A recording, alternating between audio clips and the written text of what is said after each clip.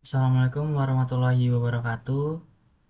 Perkenalkan, nama saya Fernando Ramadan, PM 223111016. Kali ini saya akan menjelaskan metadata dalam data warehouse.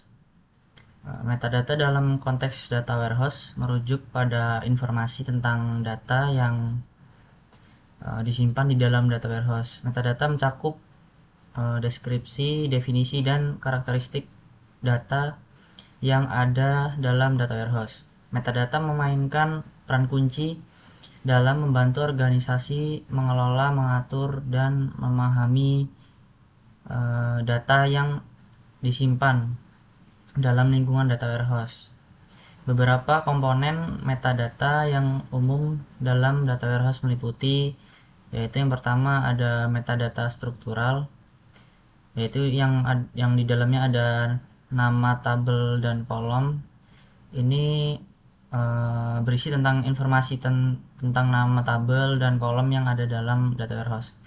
Kemudian ada tipe data.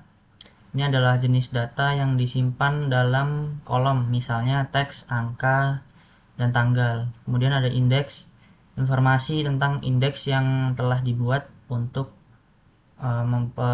mempercepat pencarian data.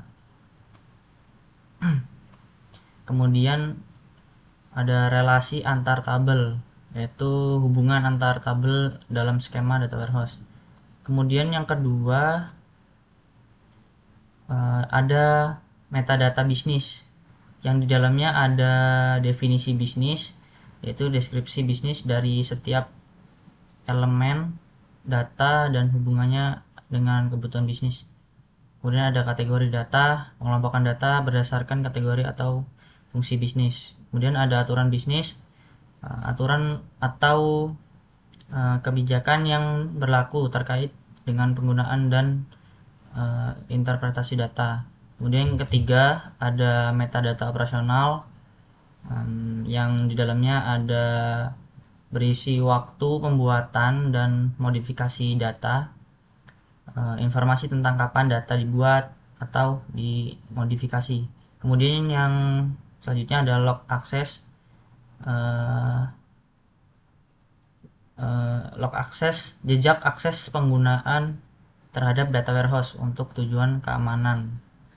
Kemudian selanjutnya ada status kualitas data. Ini berisi informasi tentang tingkat kualitas data, termasuk validitas, ketepatan, dan kelengkapan.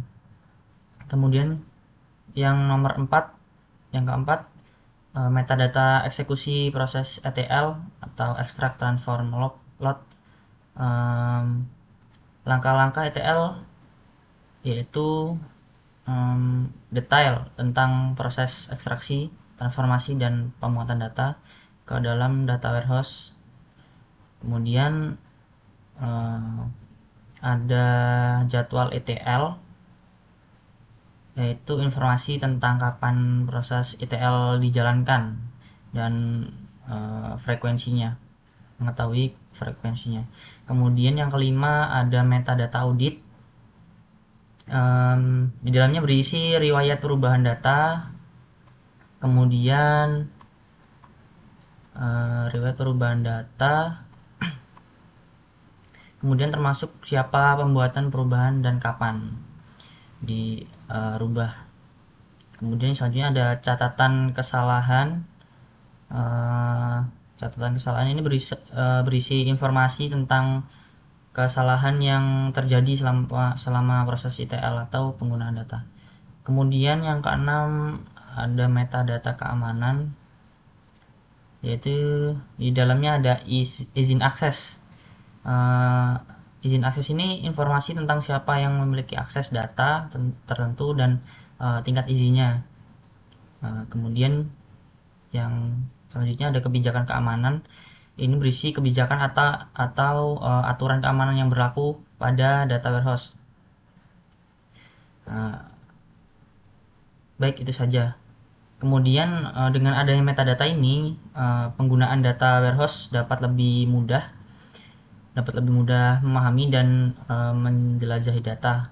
Sementara tim TI dapat memantau dan mengelola kualitas serta keamanan data dengan lebih efektif tentunya.